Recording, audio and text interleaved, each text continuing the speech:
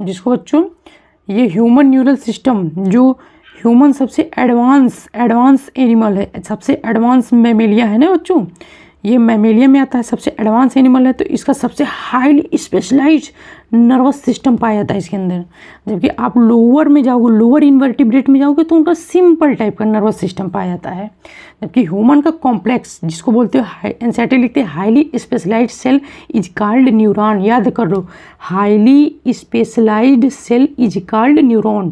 ठीक है बच्चों, ये एक एक लाइन एग्जाम में आता है, एनसीईआरटी यही पूछती है, यही नीट में आपके काम आएगा। अब आते हैं ह्यूमन न्यूरल सिस्टम दो प्रकार का होता है। पहला सीएनएस का मिलकर बना होता है, दूसरा पीएनएस। पहला सीएनएस दूसरा पीएनएस। ठीक है बच्चों, सीएनएस मतलब सेंट्रल न्यूरल सिस्टम, पीएनएस मतलब पेरिफेरल, मतलब जो सेंट्रल मतलब जो लग रहा है ना नाम से कि जो बीच में पाया जाता है वो सेंट्रल नर्वस सिस्टम है, और जो किनारे किनारे पाया जाता है पेरिफेरी नहीं होता है। कि आप अगर ये सर्किल है, ये सर्किल को क्या बोलते हो, अगर ये रेडियस है, ये कंप्लीट जब लेते हो रेडियस का कंप्लीट पार्ट लेते हो तो ये पेरिफेरी कहलाती है। तो वही बात है, अगर ये ब्रेन के चारों तरफ ये फैला रहता है तो पेरिफेरल नर्वस सिस्टम कहलाता है।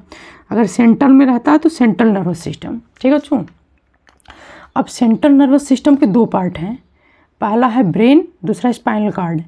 जो ब्रेन है आप देखते हो कि हमारा एंटीरियर मतलब सबसे ऊपर साइड स्थित होता है ब्रेन, खोपड़ी जिसे बोलते हो। ठीक है, खोपड़ी तो स्केलेटन को बोलते हैं। ठीक है, स्कल, खोपड़ी को हम स्कल बोलते हैं, ब्रेन नहीं बोलते हैं, कन्फ्यूज ना होना। खोपड़ी को हम लोग स्कल बोलते हैं क्योंकि वो बोन का बना होता है, जबकि जो ब्रेन होता है स्कल के अंदर पाया था, गुद्दे टाइप का। देखे होगे आप ब्रेन को, ऐसे अखरोट देखो ना बच्चों, अखरोट ऐसे पाया जाता है, ऐसे पाया जाता है। तो इसमें ऐसे जो अखरोट देखोगे तो जो इसमें ये दरार टाइप का होता है उसको कहते हैं गायरी, जो उभरा हुआ पार्ट होता है उसको कहते हैं सलसी। तो ये एनसीईआरटी में है नहीं, बस वैसे ही बता दी जल्दी से कि समझ में आ जाए। कि आप देखे होगे ब्रेन को हमेशा फिगर बनते हुए, तो उसमें एक दरार टाइप का, फिसर टाइप का होता है, उसको गायरी बोलते हैं। जो उभरा हुआ पार्ट होता है उसको सलसी बोलते हैं। ठीक है, चलिए एनसीईआरटी जो कहती है उसके बारे में सुनिए।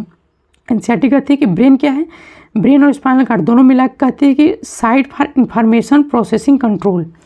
ये साइट मतलब स्थान होता है बच्चों, ये ब्रेन जो करता है, ये इंफॉर्मेशन का स्थान ब्रेन और स्पाइनल कॉर्ड है, प्रोसेसिंग का स्थान ब्रेन और स्पाइनल कॉर्ड है, कंट्रोल भी करती है ब्रेन और स्पाइनल कॉर्ड।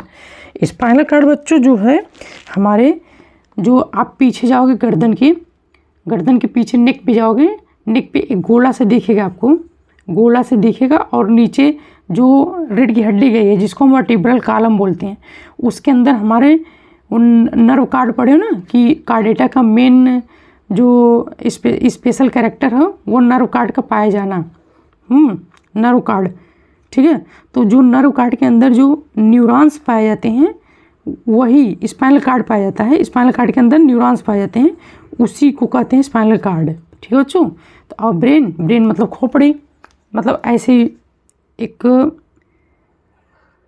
वैसे फिगर बता रहे हैं कि ये समझ लो खोपड़ी है, और जो पीछे की साइड ऐसे जो ये होता है ये स्पाइनल कार्ड है, ये स्पाइनल कार्ड है, ये ब्रेन है आपका। ठीक, ये समझ लो ब्रेन है और ये स्पाइनल कार्ड है। एक वैसे ही डायग्राम वैसे बना दिए हैं, इमेजिनरी फिगर। ठीक, बाकी समझ रहे हो ना कि ये खोपड़ी है, और जो पीछे की नेक के पीछे की साइड जो वर्टिब्रल कॉलम से स्पाइनल कार्ड, ये दोनों मिला के हम सीएनएस बोलते हैं। ब्रेन और स्पाइनल कार्ड दोनों को मिला के हम सीएनएस। ये दोनों पार्ट जो होता है वो इंफॉर्मेशन प्रोसेसिंग कंट्रोल, ये तीनों करता है। ठीक है, इंफॉर्मेशन का काम ब्रेन और स्पाइनल कार्ड, और प्रोसेसिंग का काम ब्रेन और स्पाइनल कार्ड, कंट्रोल का काम ब्रेन और स्पाइनल कार्ड। याद हो गया बच्चों? अब अगला चलें, अब पीएनएस पे आइए। पीएनएस जो आपका है पेरिफेरल न्यूरल सिस्टम। पीएनएस बहुत कॉम्प्लिकेट टाइप का। पीएनएस देखो 1 2 3 तो थोड़ा सा कॉम्प्लिकेट है, इसको ध्यान समझना पीएनएस को। ठीक है, पीएनएस जो है पेरिफेरल पहले तो इसको फुल फॉर्म है पेरिफेरल न्यूरल सिस्टम। ठीक है, नर्वस सिस्टम का हो चाहे न्यूरल सिस्टम का हो, ये बात एक ही है। On the basis of fibre मतलब ये होता है कि मसल फाइबर नहीं बच्चों, फाइबर मतलब होता है कि इनके जैसे न्यूरॉन्स जो होते हैं वो वाइट वाइट टाइप के होते हैं, पतले धागे जैसे, रेसे जैसे होते हैं, तो बहुत हमें नहीं दिखते हैं। हम बोले ना कि एक सेंसरी होता है फाइबर में, एक मोटर होता है। अफरेंट फाइबर मतलब जो ऑर्गन से ब्रेन सीएनएस तक संकेत को ले जाए, या इम्पल्स को, या स्टिमुलाई को, या एक्शन पोटेंशियल को ले जाए। हम 3 नाम एक साथ बोलते हैं बार बार, स्टिमुलाई, एक्शन पोटेंशियल या इम्पल्स। ठीक है, ठीक है। ये आर्गन से लिखा भी है, टिश्यू या आर्गन से सीएनएस तक, मतलब टिश्यू या आर्गन से इम्पल्स जो है सीएनएस तक जाता है, किसके थ्रू? सेंसरी के थ्रू। ठीक है बच्चों। और इफरेंट फाइबर मतलब कहलाता है मोटर जो है वो सीएनएस, मतलब हमारे ब्रेन के अंदर है ना सीएनएस से पेरिफेरल टिश्यू, मतलब जो टिश्यू जो जला है टिश्यू या जो आर्गन परेशान है वहाँ से संकेत जाएगा इम्पल्स के द्वारा। ठीक है, मतलब on the basis of fibre में 2 चीज़ आएंगे, सेंसरी और मोटर, जिसको दूसरा नाम कहते हैं एफरेंट फाइबर मतलब सेंसरी, इफरेंट फाइबर मतलब मोटर।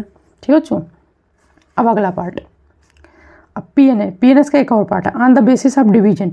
अब डिवाइड पीएनएस को किन भागों में डिवाइड किया गया है? 2 भागों में, somatic neural system, autonomous neural system. Somatic neural system इसके नाम में ही छिपा है सब कुछ। ये सीएनएस से इम्पल्स पहुंचाएगा स्केलेटल मसल। स्केलेटल मतलब होता है जो हड्डी, जो स्केलेटन नहीं होती कंप्लीट, जैसे मूवी में डरवाया नहीं जाता था स्केलेटन दिखा के, जिसमें मांस कुछ ना हो, एकदम सूखा हुआ स्केलेटन हो। स्केलेटन मतलब हड्डी का ढांचा पूरा, वही सीएनएस मतलब हमारे ब्रेन से और हड्डी के ढांचे तक जो इम्पल्स पहुंचाती है, कौन पहुंचाती है? Somatic neural system. ठीक है बच्चों। और इसी प्रकार इसका दूसरा पार्ट है, डिवीजन किया गया है, ऑटोनॉमस न्यूरल सिस्टम। ऑटोनॉमस ये सीएनएस से इनवॉलंटरी आर्गन जो हमारे, वो आर्गन जो हमारे कंट्रोल में नहीं रहती है, जैसे हमारी हार्ट बीट। क्या आप चाहो कि हार्ट बीट आपके कंट्रोल में अपने आप चल रही है कि नहीं? हार्ट बीट चल रही है ना। ठीक है बच्चों। तो इनवॉलंटरी हुई। जैसे डाइजेशन, आप खाते हो तो क्या आप सोचोगे कि खाना आपका ना पचे? ऐसा होता है कभी? नहीं ना बच्चों, खाना पचता ही हमारा। ठीक है, तो जब खाना पचता है तो वो क्या आपके कंट्रोल में है? एकदम नहीं है। जब नहीं है तो जाहिर सी बात है कि ये इनवॉलंटरी आर्गन कहलाता है, जो आपके कंट्रोल में ना हो, जो आपकी इच्छा में काम ना करे, जो आपको कंट्रोल में ना हो। ठीक है, उसको इनवॉलंटरी आर्गन करते हैं। जो आपके कंट्रोल में है उसको वॉलंटरी आर्गन कहते हैं। जैसे हमारे कंट्रोल में मेरा हाथ है तो ये वॉलंटरी काम कर रहा है। ठीक है, हमारा हाथ काम कर रहा है, हम लिख रहे हैं, तो जाहिर सी बात है कि ये ऑटोनॉमस होगा नहीं। ठीक है, ये सोमैटिक वाला होगा, क्योंकि हमारा हाथ काम कर रहा है, स्केलेटल मसल से जुड़ा है, हाथ काम कर रहा है मेरा, तो ये जाए तो somatic neural system. Autonomous neural system में सीएनएस से हार्ट की तरफ जाएगा, या सीएनएस से लीवर की तरफ जाएगा, सीएनएस से किडनी की तरफ जाएगा, सीएनएस से वहाँ डाइजेस्टिव सिस्टम तक जाएगा। तो ये सब इनवॉलंटरी आर्गन है। इनके जो फाइबर जो होते हैं इनवॉलंटरी आर्गन के बने होते हैं। ये आपके कंट्रोल में नहीं होता है। लीवर आपके कंट्रोल में नहीं है कि आप रोक दो कि आप उसे बाइल जूस ना निकालें, बनाएगा ही, निकालेगा ही। आप सोच लो कि ना निकाले तो तब भी करेगा। ठीक है, तो वैसे ही अब इसका पार्ट तो एनसीईआरटी में नहीं दिया, लेकिन इसका दिया है।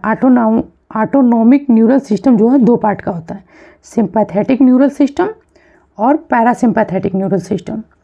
सिंपैथेटिक न्यूरल सिस्टम बच्चों जो होता है, जो हमारी बीपी को, जैसे अगर आपकी बीपी बढ़ी है, समझ लो अगर आप घबरा रहे हो, आपकी बीपी बढ़ी है, पसीना हो रहा है, ठीक, तो वहाँ पे सिंपैथेटिक न्यूरल सिस्टम काम करता है। मतलब आपका ग्लूकोज, मतलब ग्लाइकोजन से ग्लूकोज मतलब ग्लाइकोजन टूटता है ग्लूकोज में, क्योंकि हमें बहुत, जब हम घबराते हैं तो हमें बहुत ज़्यादा एनर्जी चाहिए होती है, क्योंकि हम बहुत ज़्यादा सोचते हैं या हम टेंशन में रहते हैं, तब भी सिंपैथेटिक न्यूरल सिस्टम काम करता है। हमारा हार्ट बीट बहुत बढ़ जाता है, तब भी सिंपैथेटिक न्यूरल सिस्टम काम करता है। ठीक है बच्चों। और एक और है एक बहुत पहले क्वेश्चन पूछता था सीबीएसई में, अब तो है नहीं, वो क्या था उसका, इजाकुलेशन ऑफ सीमन वो सिंपैथेटिक न्यूरल सिस्टम है, ठीक है, जबकि इरेक्शन ऑफ जेनाइटल ऑर्गन वो पैरासिम्पैथेटिक है। थोड़ा सा उल्टा लग रहा है कि erection of genital organ parasympathetic neural system काम करता है, जबकि इजेक्शन ऑफ स्पर्म ये सिंपैथेटिक न्यूरल सिस्टम काम करता है, ठीक है बच्चों। सिंपैथेटिक न्यूरल सिस्टम एनसीईआरटी कहती है बीपी का हाई, जब बीपी हाई हो जाता है ये तब सिंपैथेटिक न्यूरल सिस्टम काम करता है। उसको कंट्रोल कौन करता है? कंट्रोल, अगर बीपी हाई हो तो उसको कम करेगा, मतलब कंट्रोल करेगा, ठीक है। मतलब लिखते नहीं है कि बीपी को कम करेगा, मतलब कंट्रोल मतलब उसको नॉर्मल करेगा, कम ना कहो नॉर्मल करेगा, नॉर्मल रेंज तक। तो ये पैरासिम्पैथेटिक न्यूरल सिस्टम काम करता है। अब अगला एनसीईआरटी, अभी बच्चों हम आपको एनसीईआरटी भी रीडिंग कराएंगे अच्छे से। अब एनसीईआरटी लिखती है न्यूरॉन के बारे में। अब न्यूरॉन हम एनसीईआरटी से भी पढ़ा रहे हैं ये अच्छे से। स्ट्रक्चरल, पहले न्यूरॉन है क्या?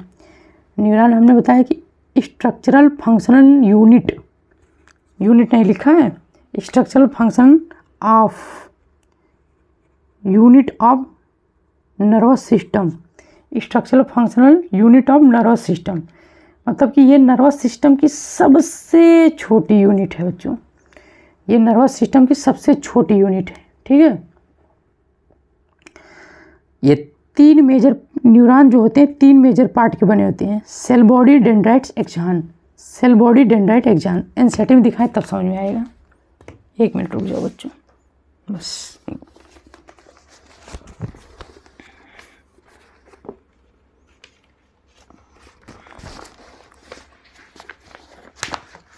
ये दिखा बच्चों, ये फिगर, ये जो फिगर है आपको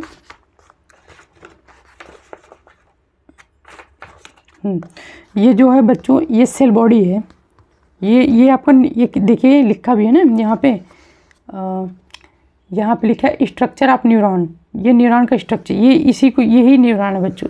ये कई न्यूरॉन मिलके यही नर्वस सिस्टम बनाते हैं।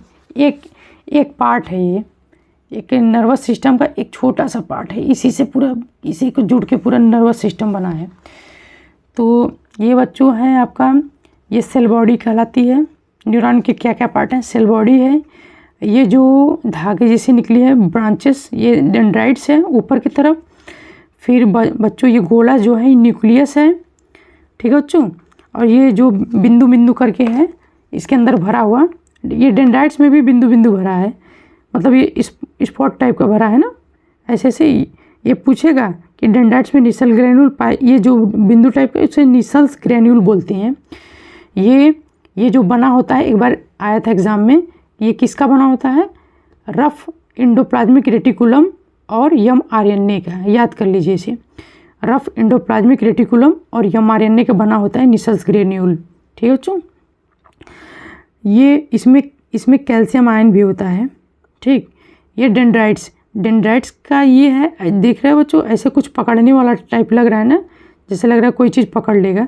तो हाँ बच्चों, ये सही आपने पकड़ा कि ये पकड़ने वाला, ये डेंड्राइट जो होता है यहाँ पे ही रिसेप्टर होते हैं।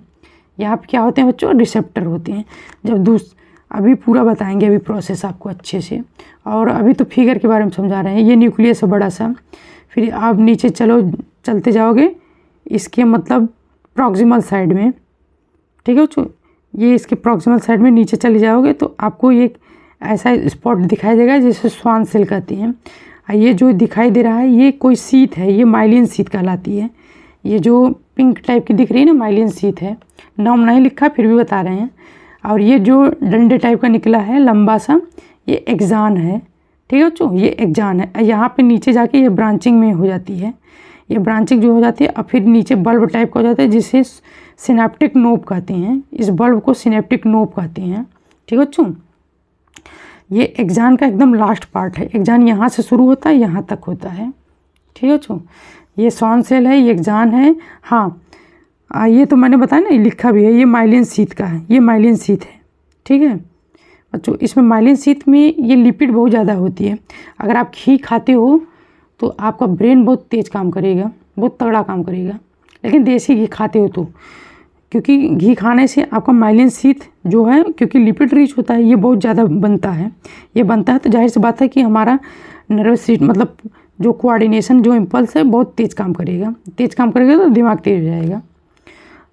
और नुकसान ये होता है कि देशी घी तो नुकसान नहीं करता बच्चों, लेकिन अदर घी नुकसान करता है क्योंकि ब्लॉकेज कर देता है, कोलेस्ट्रॉल ज़्यादा बनाता है। और ये है बच्चों, इनके बीच में देखो कंप्लीट ये कॉन्टीन्यूस नहीं है ना, ये बच्चों माइलिन शीथ देखो कॉन्टीन्यूस है नहीं ना, यहाँ पे कट हो गया, यहाँ पे छूट गया, यहाँ पे जहाँ पे माइलिन शीथ नहीं पाई जाती है उनको कहते हैं नोड ऑफ रनवियर। ठीक है बच्चों, रणवीर सिंह नहीं कहते हैं, नोड ऑफ रनवियर। ठीक, जहाँ पे माइलिन शीथ नहीं पाई जाती है बच्चों वहाँ पे कहते हैं नोड ऑफ रनवियर।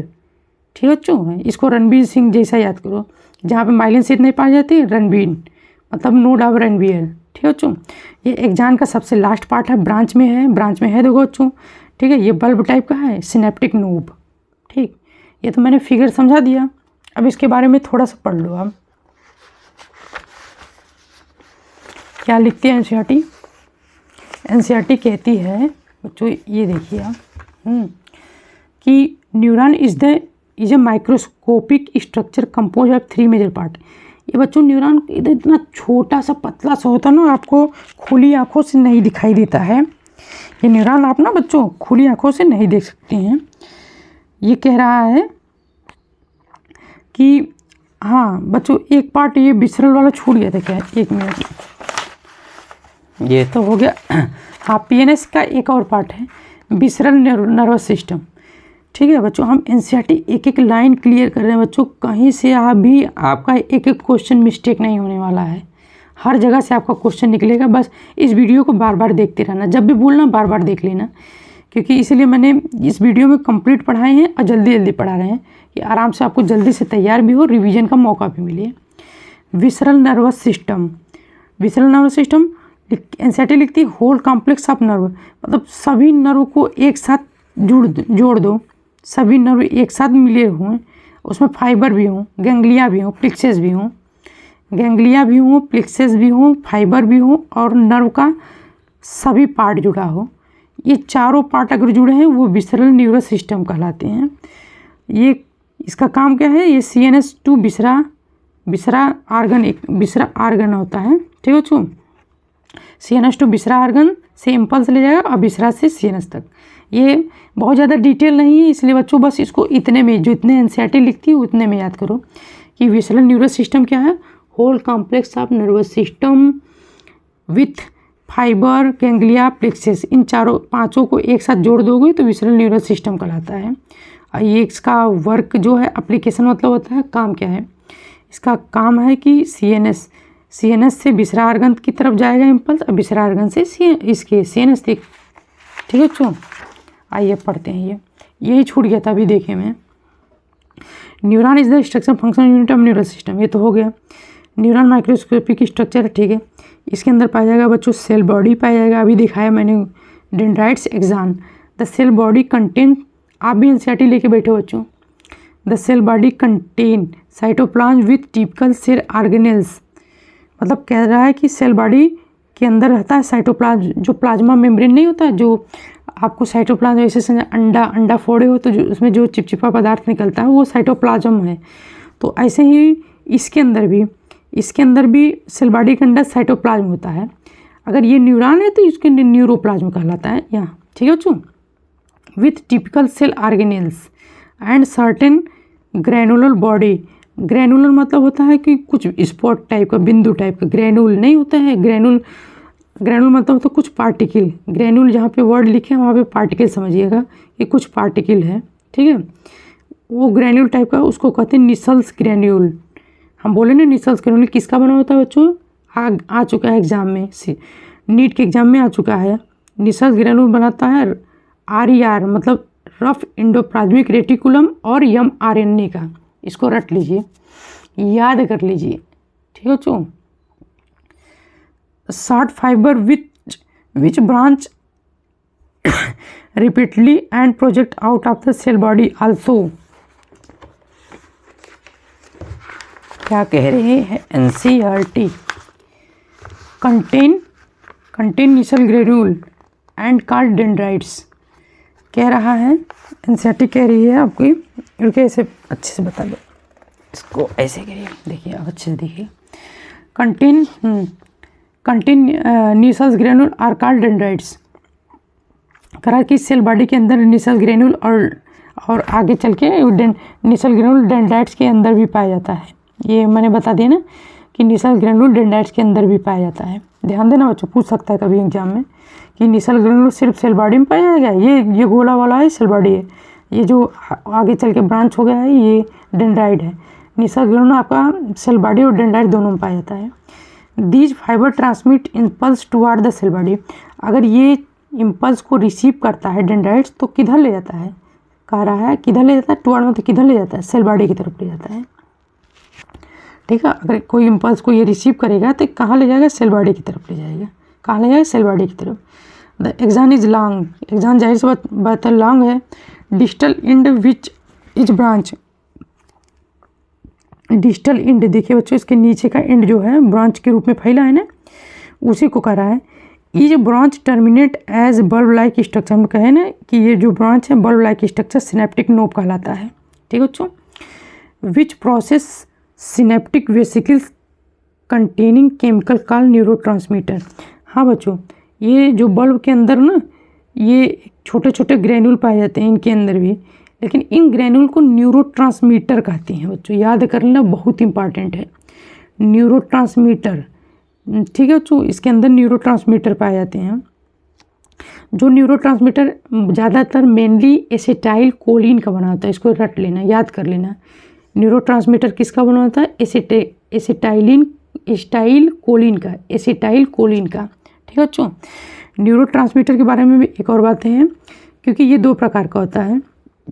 एक होता है स्टिमुलस, स्टिमुलस मतलब किसी चीज़ को बढ़ावा देना और किसी चीज़ को घटा देना। तो बढ़ावा देने में एसिटाइल कोलिन आता है और घटा देने में डोपामीन आता है। ठीक है बच्चों, याद रख लेना। डोपामीन और गाबा जो इनहिबिटरी न्यूरोट्रांसमीटर है, मतलब न्यूरोट्रांसमीटर मतलब किसी भी संकेत को कम कर देगा इम्पल्स को, वो गाबा है और डोपामीन है, गाबा है और डोपामीन है। जब कभी कोई पेशेंट डिप्रेशन में आता है, स्ट्रेस में आता है, चिंता में आता है, तो उसका जो न्यूरल सिस्टम है बहुत सोचता है बैठ के, टेंशन लेता है, काफ़ी देर सोचता है बैठ के। क्यों? क्योंकि उसका जो जो इम्पल्स है, एक्टिव इम्पल्स है, वो उसका एक्टिवेट हो गया है। मतलब कि जो मैंने स्टिमुलस बोला ना कि एसिटाइलकोलिन, वो बहुत ज़्यादा सीक्रेट हो रहा है, बहुत ज़्यादा वो सोच रहा है, यूज कर रहा है, उसको चाहिए रेस्ट करने के। तो डोपामिन का लेवल बढ़ा दो, या उसके अंदर सेरोटोनिन बढ़ा दो, या डोपामिन बढ़ा दो, या गाबा दे दो, तुरंत वो बंदा रिलैक्स हो जाएगा और सो जाएगा। ठीक है बच्चों। जितनी भी मैक्सिमम जो ब्रेन की दवाइयाँ होती हैं उसमें गाबा या इनहिबिटरी वाली दवाइयाँ दी, न्यूरोट्रांसमीटर इनहिबिटरी वाली दवाइयाँ दी जाती हैं, जिससे दिमाग शांत रहे, सोचे ना सो जाए। गाबा, उसमें गाबा आएगा, और वो 2-3 बताया ना मैंने। The axon transmit nerve impulse away from the cell body. Axon transmit मतलब आप एक्सान जो है नर्व इम्पल्स को सेल बॉडी से दूर ले जाता है। जाहिर सी बात है कि अगर कोई भी इम्पल्स आएगा सेल बॉडी से, एक्सान दूर ले जाएगा, ऐसे नीचे की तरफ ले जाएगा सेल बॉडी से। सेल बॉडी ऊपर है, एक्सान इम्पल्स नीचे ले जाएगा, तो जाहिर सी बात है इसके पास अवे जाएगा कि फार मतलब होता है नज़दीक, अवे मतलब होता है दूर। तो इसके दूर न जाएगा बच्चों, क्योंकि एक्सान इसके नीचे है, सिनेप्टिक न्यूरोट्रांसमीटर नीचे है, और तो सेल बॉडी ऊपर है, तो जाहिर सी बात है नीचे जा रहा है तो मतलब दूरी बढ़ रही है। तो वही लिखा है एनसीईआरटी, थोड़ी सी एनसीईआरटी लाइन टिपिकल होती है। The axon transmit nerve impulse away from the cell body, cell body से दूर जा रही है इम्पल्स, टू सिनेप्स या न्यूरो मस्कुलर जंक्शन। बोले ना ये सिनेप्टिक नोब है बच्चों, ये लिखा भी है ना, ये सिनेप्टिक नोब, ये दिख नहीं रहा है। चलिए अब दिखा बच्चों, ये सिनेप्टिक नोब है। ये जो इम्पल्स जाएगा ये सिनेप्टिक नोब से आपका ये दो सिनेप्टिक नोब के बीच के गैप को कहते हैं सिनेप्स। याद रख लेना बच्चों, 2 सिनेप्टिक नोब के बीच के गैप को कहते हैं सिनेप्स। आगे आएगा पढ़ेंगे भी। तो सिनेप्स या न्यूरोमस्कुलर जंक्शन, जहाँ पे न्यूरॉन और मसल्स दोनों जुड़े होते हैं, उनके बीच का एक जंक्शन बना होता है, उसी को न्यूरोमस्कुलर जंक्शन कहते हैं। ठीक है बच्चों। तो बेस्ड ऑन नंबर ऑफ एक्जान, अब इस एक्जान के आधार पे, एक्जान और डेंड्राइट के आधार पे न्यूरॉन को 3 भागों में बांटा गया है। ये एक्जान है बच्चों और ये डेंड्राइट है। डेंड्राइट और एक्जान के आधार पे न्यूरॉन को 3 भागों में बांटा गया है। पहला है मल्टीपोलर, दूसरा है बाईपोलर, तीसरा है यूनिपोलर। मल्टीपोलर नाम में ही मल्टी लगा ना, तो एक्जान सब में बच्चों एक एक रहेगा। विथ 1 एक्जान 2 या मोर डेंड्राइट। ये जो पोलर है ना, पोलर वर्ड से समझ ला कि डेंड्राइट के लिए ही शो किया है। मल्टीपोलर मतलब मल्टी डेंड्राइट हो, एक एक्जान हो, तो एग्जाम्पल वो है मल्टीपोलर। इसका एग्जाम्पल है सेरेब्रल कॉर्टेक्स। हमारे सेरेब्रल कॉर्टेक्स में सबसे ज़्यादा न्यूरॉन्स पाए जाते हैं। क्यों? क्योंकि हम लोग जो सोचते हैं, जो थिंक करते हैं, जो बुद्धिमत्ता है, हमारी जो इंटेलिजेंसी है, वो सेरेब्रल कॉर्टेक्स में ही पाई जाती है। ठीक है। जिसका जितना ज़्यादा सेरेब्रल कॉर्टेक्स डेवलप होता है, समझ लो न्यूरॉन बहुत ज़्यादा है उसके सेरेब्रल कॉर्टेक्स में। बाईपोलर मतलब नाम में ही हमने बता दिया ना कि बच्चों ये बाईपोलर वर्ड डेंड्राइट्स के लिए लिखा, जहाँ पे 2 डेंड्राइट्स पाए जाएं और एक एक्जान पाया जाए, मतलब एक डेंड्राइट पाया जाए, एक एक्जान पाया जाए। ठीक है बच्चों, वो बाईपोलर कहलाता है। जैसे आई ऑफ रेटिना ऑफ आई, जो आई का सबसे लास्ट पार्ट कहलाता है वो रेटिना कहलाता है। आई के 3 पार्ट होते हैं, स्क्लेरा, ठीक है, कॉर्नी स्क्लेरा, कोराइड और रेटिना। तो रेटिना सबसे लास्ट इनर लेयर होती है ना बच्चों, तो ये हमारी आई बाल से जुड़ी होती है रेटिना, जहाँ पे इमेज बनती है। तो वो रेटिना, जो रेटिना आई की रेटिना, उसमें बाईपोलर पाया जाता है। यूनिपोलर, ये जब हम पैदा नहीं होते हैं, जब एम्ब्रियो अवस्था में होते हैं, तब ये यूनिपोलर पाया जाता है। मतलब सेल बॉडी विथ 1 एक्जान, मतलब इसमें यूनिपोलर वाले में डेंड्राइट्स एक भी नहीं पाया जाता है। जहाँ पे डेंड्राइट्स एक भी ना हो, खाली सिर्फ एक्जान हो, ये पाया जाता है एम्ब्रियोनिक स्टेज में। हम बोले ना बच्चों, जब हम पेट में थे तब यूनिपोलर पाया है। आँख में बाईपोलर, मल्टीपोलर सेरेब्रल कॉर्टेक्स। याद हो गया बच्चों। न्यूरोट्रांसमीटर मैंने बता दिया कि स्टिमुलस देने वाला एसिटाइलकोलिन और इनहिबिटरी वाला गाबा है। ठीक है बच्चों। और ये सिनेप्टिक नोब बता दिया कि एक्जान के टर्मिनल पार्ट सिनेप्टिक नोब्स हैं। ठीक है बच्चों। अब आइए आगे, सब याद करते जाइए, आपको दोबारा पढ़ने की ज़रूरत नहीं है, बस वीडियो को जल्दी से देख लीजिएगा 1x पे या 1.5x पे जब रिवीजन करिएगा तब। ठीक है, पहले अच्छे से समझ लीजिए। जहाँ पे बच्चों कुछ भी प्रॉब्लम हो हमें कमेंट कर दीजिएगा कि यहाँ पे नहीं समझ में आया। There are 2 type of axon. Axon 2 प्रकार का होता है। यहाँ पे बोला है कि डेंड्राइट्स के आधार पे, डेंड्राइट और एक्जान के आधार पे हमने न्यूरॉन को 3 भागों में बांटा है। और नीचे कह रहा है यहाँ पे कि एक्जान, अब एक्जान के बारे में बता रहा है कि एक्जान भी 2 पार्ट का बना होता है। एक्जान, ये एक्जान है ना बच्चों, एक्जान 2 पार्ट का बना होता है, 2 चीज़ों का बना होता है। पहला माइलिनेटेड, दूसरा non myelinated. Myelinated nerve fibre are involve with Schwann cell. Myelinated, जिसमें माइलिनेटेड मतलब बच्चों जिसमें ये माइलिन शीथ पाई जाएगी, मतलब लिपिड की लेयर की बनी होती है माइलिन शीथ, जिसमें बच्चों माइलिन शीथ पाई जाती है, उसके अंदर स्वान सेल पाया जाता है। ठीक है, लिखा भी है कि myelinated nerve fibre involve Schwann cell which form myelin sheath around the axon. बता दिया हमने। Gap between 2 adjacent myelin sheath are called node of Ranvier. जहाँ पे माइलिन शीथ नहीं पाई जाती, कंटिन्यूस नहीं पाई जाती, बीच में गैप हो जाता है, वो हम बताएं ना, नोड ऑफ रेनबियर कहलाता है। Myelinated nerve fibre are found in, अब ये माइलिनेटेड नर्व फाइबर कहाँ पाया जाता है? एग्जाम्पल है आपका स्पाइनल और क्रैनियल नर्व में। याद कर लीजिए कहाँ पाया जाता है बच्चों? स्पाइनल मतलब रीढ़ की हड्डी वाले, जहाँ पे नर्व कार्ड पाए जाते हैं, और क्रैनियल नर्व में। ठीक है बच्चों, क्रैनियल मतलब ब्रेन की नर्व में। और unmyelinated nerve fibre enclose by Schwann cell. चाहे माइलिनेटेड हो बच्चों, चाहे ना माइलिनेटेड ना हो, ये तो माइलिनेटेड, ये जो आप देख रहे हो न्यूरॉन, ये माइलिनेटेड न्यूरॉन है। और जब नॉन माइलिनेटेड वाला फिगर बनाएगा ना बच्चों, तो इसमें ये जो है ये पिंक कलर का है, ये माइलिन शीथ नहीं पाया जाएगा। ये पाया जाएगा, श्वान सेल इससे जुड़ा होगा, लेकिन ये माइलिन शीथ नहीं पाया जाएगा, चाहे माइलिनेटेड हो चाहे अनमाइलिनेटेड। अनमाइलिनेटेड मतलब ये माइलिन शीथ ना पाया जाए ना, तो उसमें दोनों में श्वान सेल प्रेजेंट होगा। याद रखना, श्वान सेल माइलिनेटेड और अनमाइलिनेटेड दोनों में पाया जाता है। श्वान सेल माइलिनेटेड और अनमाइलिनेटेड दोनों में पाया जाता है। Schwann cell myelinated nerve fibre हो चाहे अनमाइलिनेटेड नर्व फाइबर, दोनों में पाया जाता है श्वान सेल। ठीक है बच्चों, ऐसा नहीं कि अनमाइलिनेटेड में श्वान सेल नहीं पाया जाता, पाया जाता है, पूछा भी है, याद रखना इसको।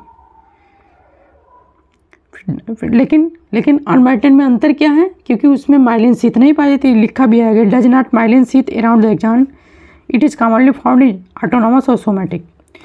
जो माइलिनेटेड नर्व फाइबर का एग्जांपल मैंने बताया ना, cranial nerve, spinal nerve, CS याद करिए, क्रैनियल नर्व और spinal nerve. Myelinated nerve fibre ये जो माइलिनेटेड है ये क्रैनियल नर्व का होगा चाहे स्पाइनल नर्व का होगा। अनमाइलिनेटेड का एग्जांपल है सोमैटिक और ऑटोनॉमस न्यूरल सिस्टम। ठीक है, ये दोनों PNS का पार्ट है, ये ब्रेन का पार्ट है, ये वाला माइलिनेटेड वाला ब्रेन का पार्ट है, ये आपका PNS का पार्ट है। ठीक है बच्चों, अब अगले स्लाइड में, अगले वीडियो में आपको लेके आऊँगा generation of conduction of nerve impulse और ट्रांसमिटर ऑफ इम्पल्स अच्छे समझाऊँगा, और सेंट्रल न्यूरल सिस्टम मतलब पूरा ब्रेन के बारे में समझा दूँगा, बस ख़त्म। ठीक है बच्चों, अगले वीडियो में आपका कंप्लीट ब्रेन ख़त्म हो जाएगा।